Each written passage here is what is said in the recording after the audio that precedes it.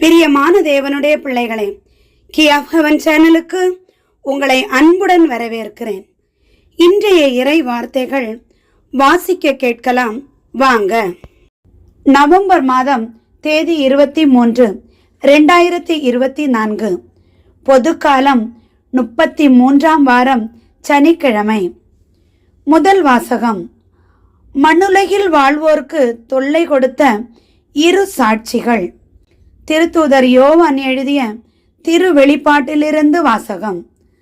அதிகாரம் 11, இறை வார்த்தைகள் 4-12 வரை.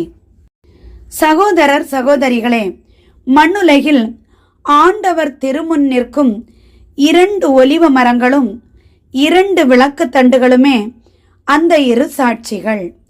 யாராவது அவர்களுக்கு தீங்கு இழைக்க விரும்பினால் அவர்களது வாயிலிருந்து தீ கிளம்பி அந்த பகைவர்களை சுட்டெரித்து விடும். அவர்களுக்கு தீங்கு இழைக்க விரும்புவோர் இவ்வாறு கொல்லப்படுவது உறுதி. தாங்கள் இறைவாக்கு உரைக்கும் காலத்தில் மழை பொழியாதவாறு வானத்தை அடைத்துவிட அவர்களுக்கு அதிகாரம் உண்டு. தாங்கள் விரும்பும் பொழுதெல்லாம் தண்ணீரை இரத்தமாக மாற்றவும் மண்ணுலகை எல்லா வகை வாதைகளாலும் தாக்கவும் அவர்களுக்கு அதிகாரம் உண்டு. அவர்கள் சான்று பகர்ந்து முடித்த பின் படுகுழியிலிருந்து வெளியே வரும் விலங்கு அவர்களோடு போர் தொடுத்து அவர்களை வென்று கொன்றுவிடும்.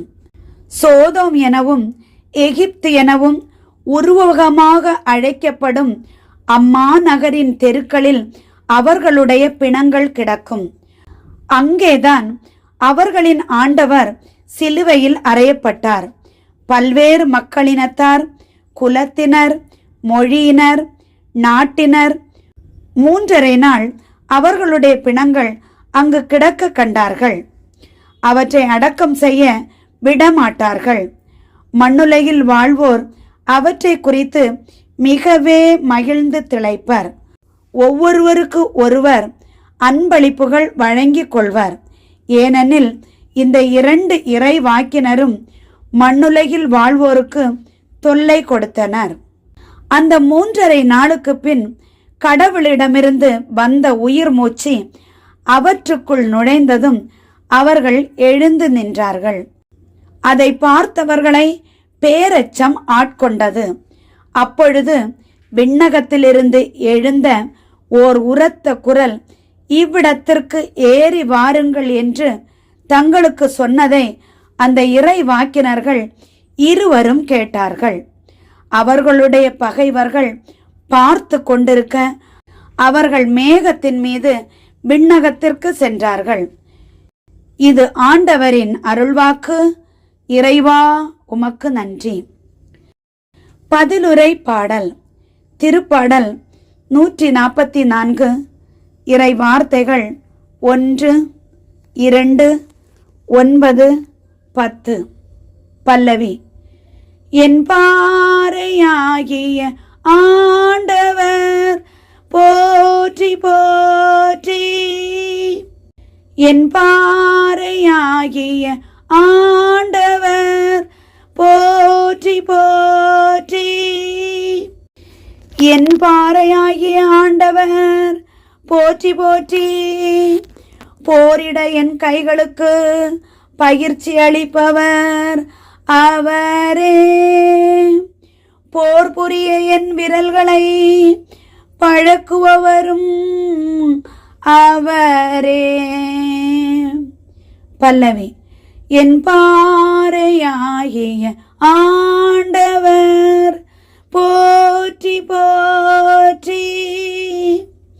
என் பாறையாகிய ஆண்டவர் போற்றி போற்றி.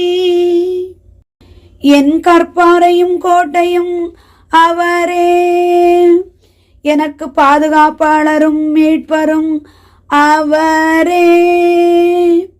என் கேடயமும் புகலிடமும் அவரே. மக்களினத்தாரே எனக்கு கீழ்ப்படுத்துபவர் அவரே. பல்லவி. என் பாறையாகிய ஆண்டவர் போற்றி போற்றி. என் பாறையாகிய ஆண்டவர் போற்றி போற்றி. இறைவா, நான் உமக்கு புதியதொரு பாடல் பாடுவேன். 10 நரம்பு வீணையால் உமக்கு புகழ் பாடுவேன். பல்லவி. என் பாறையாகிய ஆண்டவர் போற்றி போற்றி. என் பாறையாகிய ஆண்டவர் போற்றி போற்றி. அரசர்களுக்கு வெற்றி அளிப்பவர் நீரே. உம் ஊழியர் தாவீதை கொடிய வாளினின்று தப்புவித்தவரும் நீரே. பல்லவி. என் பாறையாகிய ஆண்டவர் போற்றி போற்றி. என் பாறையாகிய ஆண்டவர் போற்றி போற்றி. நற்செய்திக்கு முன் வாழ்த்தொலி. 2 தீமத்தேயு அதிகாரம் 1 இறை வார்த்தை 10b. அல்லேலூயா, அல்லேலூயா, அல்லேலூயா, அல்லேலூயா, அல்லேலூயா, அல்லேலூயா, அல்லேலூயா, அல்லேலூயா. நம் மீட்பராகிய கிறிஸ்து இயேசு சாவை அழித்து அழியா வாழ்வை நற்செய்தியின் வழியாக ஒளிர செய்தார். அல்லேலூயா, அல்லேலூயா, அல்லேலூயா, அல்லேலூயா, அல்லேலூயா. நற்செய்தி வாசகம். அவர் இறந்தோரின் கடவுள் அல்ல, மாறாக வாழ்வோரின் கடவுள். லூக்கா எழுதிய தூய நற்செய்தியிலிருந்து வாசகம். அதிகாரம் 20 இறை வார்த்தைகள் 27 40 வரை. அக்காலத்தில் உயிர் தெழுதலை மறுக்கும் சில சதுசேயர் இயேசுவை அணுகி, போதகரே, மணமான ஒருவர் மகப்பேறின்றி இறந்துவிட்டால் அவர் மனைவியை கொழுந்தனே மனைவியாக ஏற்றுக்கொண்டு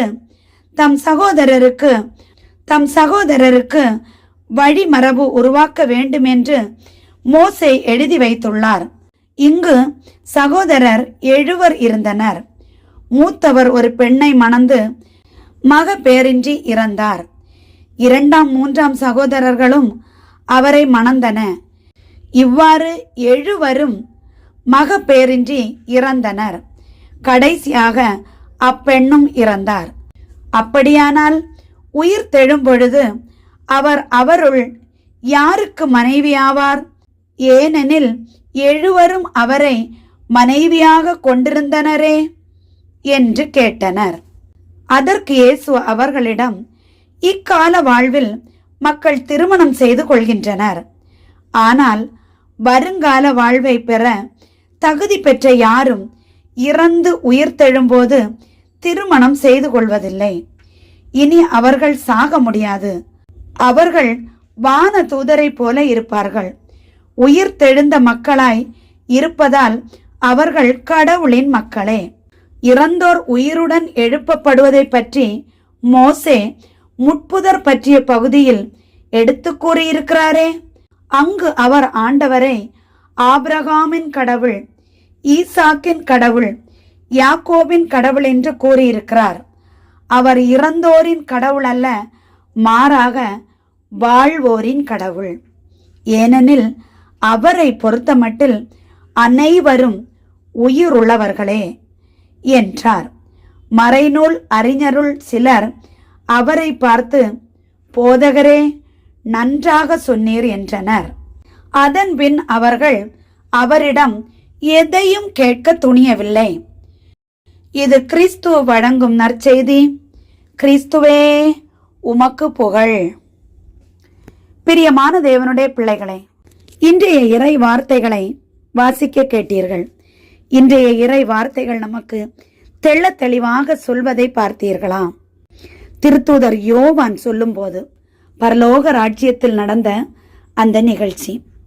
பிரியமானவர்களே, நமக்கு மண்ணுலகில் ஆண்டவர் திருமுன் 2 சாட்சிகள் நிற்பார்கள் என சொல்லப்பட்டிருக்கிறது.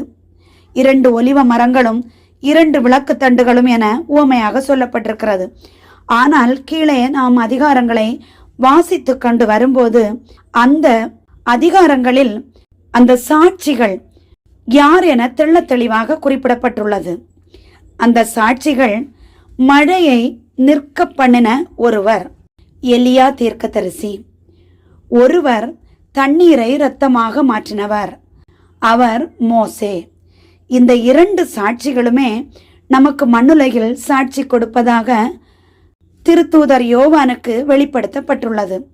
பிரியமானவர்களே, அவர்கள் இறந்து விட்டார்கள். அவர்கள் பரலோக ராஜ்யத்திற்கு எடுத்து செல்லப்பட்டார்கள். மோசேயே ஆண்டவரே அடக்கம் பண்ணினதாக சொல்லப்பட்டுள்ளது. எலியாவை ஆண்டவர் சுழல் காற்றில் எடுத்துக்கொண்டார் என சொல்லப்பட்டுள்ளது. இது நமக்கு தெரிந்த உண்மை. ஆனால் அந்த 2 சாட்சிகளும் மண்ணகத்திலிருந்து ஆண்டவருக்கு மக்களுக்கு எதிராக சாட்சி சொல்லுவார்கள் என தெரிந்ததுமே அவர்களை திரும்ப கொள்கிறார்கள். 3½ நாள் அவர்களுடைய பிணங்கள் அடக்கம் பண்ணப்படாமல் கிடக்கிறது என்பதை நாம் பார்க்கிறோம். அதன் பிறகு பரலோக ராஜ்யத்திலிருந்து கடவுளிடமிருந்து வந்த உயிர் மூச்சு அவர்களுக்குள் நுழைந்து அவர்களை ஏறி வாருங்கள் என அழைத்து பரலோகத்திற்கு மீண்டும் மேகத்தில் சென்றிருக்கிறார்கள். பிரியமான தேவனுடைய பிள்ளைகளே, சதுசேயர்கள் ஆண்டவராகிய இயேசு கிறிஸ்துவிடம் சண்டை போட்டு கேள்வி கேட்கிறார்கள். நீர் இப்படி உபதேசிக்கிறீர், மோசே அப்படி எழுதியிருக்கிறார். ஒரு புருஷன் இறந்தால் அந்த மனைவிக்கு குழந்தை இல்லை என்றால் அவள் கொழுந்தனுக்கு திருமணம் செய்யலாம் என எழுதப்பட்டுள்ளது. இங்கு 7 பேர் இருந்தார்கள். ஒருவன் திருமணம் செய்தான், மரித்தான். 2வது உள்ளவன் செய்தான், மரித்தான். அப்படி 7 பேரும் வரிசையாக அப்பெண்ணை திருமணம் செய்தார்கள். ஆனால் 7 பேருக்கும் குழந்தை இல்லை, அவளும் மரித்தாள். அப்போ மரித்தோர்கள் உயிர் தெழுவார்கள் என சொல்லப்படும் போது இந்த பெண் யாருடைய மனைவியாக வருவாள்? ஆண்டவராகிய இயேசு கிறிஸ்து சொல்லுகிறார். தெள்ள தெளிவாக நாம் புரிந்து கொள்ள வேண்டியது, பிரியமான தேவனுடைய பிள்ளைகளே, ஆண்டவருக்குள் மரித்தவர்கள் ஒருபோதும் மரித்தவர்கள் அல்ல, தூங்குகிறார்கள். லாசர்வை ஆண்டவர் சொல்லுவார் தெரியுமா? என் நண்பன் தூங்குகிறான், என் சிநேகிதன் தூங்கிக் கொண்டிருக்கிறான். அந்த சிறு பெண் மரணித்தாள் என எல்லாரும் அவ இறந்துட்டா இல்ல, சிறுமி தூங்குகிறாள். ஆண்டவருக்குள் வாழ்ந்து மரித்தவர்கள் தூங்குவதாக இயேசு கிறிஸ்து வேதாகமத்தில் சொல்கிறார். அப்போ இந்த தூங்குகிறவர்கள் திரும்ப எழும்போது அவர்கள் தேவதூதர்களாக வருவார்கள். அவர்களுக்கு அந்த திருமணம் நடந்தது, யாருக்கு பிறந்திருந்தோம் எதுவுமே ஞாபகம் இருக்காது. அவர்கள் பூமியில் வாழ்ந்தது வரதான் இன்னார் இன்னாருக்கு என்று ஆண்டவர் வைத்திருக்கிறார். அவர்கள் நல்லவர்களாக மரிக்கும் போது அவர்கள் தூக்கத்தில் இருக்கிறார்கள், தேவதூதர்களாக திரும்ப வருவார்கள். அவர்கள் வெண்ணங்கி தரிக்கப்பட்டு அவர்களுடைய இருதயம் சுத்தமாக உள்ளது. ஆதலால் அவர்களுக்கு பரலோக ராஜ்யத்தில் வெண்ணங்கி கொடுக்கப்படும். பூமியில் அநேகம் பேர் வெண்ணங்கி தரிக்கலாம், சரீரத்திற்காக அணியக்கூடிய வெள்ளாடைகள். இருதயம் யாருக்கு சுத்தமாக இருக்கிறது அவர்களுக்கு பரலோக ராஜ்யத்தில் வெண்ணங்கி கொடுக்கப்படும். ஆண்டவருடைய பக்கத்தில் தேவதூதர்களாக இருப்பார்கள். அதையே ஆண்டவர் தெள்ள தெளிவாக கூறுகிறார். மோசேக்கு கூட அது அறிவுறுத்தப்பட்டது. மோசே அதை சொன்னாரே, ஆபிரகாமின் கடவுள், ஈசாக்கின் கடவுள், யாக்கோபின் கடவுள் அப்படின்னு தான் சொல்றார்கள். அப்ப நம்ம வீட்டுல ஒருத்தங்க இறந்திருந்தா கூட நம்ம அவங்களுடைய கடவுள்னு தான் சொல்லணுமே தவிர அவருடைய இறந்தவரின் கடவுள் என சொல்லக்கூடாது. ஆபிரகாமின் தேவனும் ஈசாக்கின் தேவனும் யாக்கோபின் தேவனுமாய் இருக்கிறவர் இறந்தவருக்கு கடவுள் அல்ல, மாறாக உயிர் உள்ளவருக்கு, உயிர் தெழுவோருக்கு கடவுளாய் இருக்கிறார். இந்த ஒவ்வொரு வார்த்தைகளையும் நீங்கள் புரிந்து கொண்டு பிரியமான தேவனுடைய பிள்ளைகளை ஜெபியுங்கள், விழித்திருந்து ஜெபியுங்கள். அதுவே ஆண்டவருக்கு பிரியமான காரியம். இந்த ஒவ்வொரு வார்த்தைகளின் வாயிலாக ஆண்டவர் நம் அனைவரையும் ஆசீர்வதித்து காத்து ரட்சித்து வழி நடத்துவாராக. ஆமேன். என்றும் அன்புடன் லைலா ஜேசுபாலன்.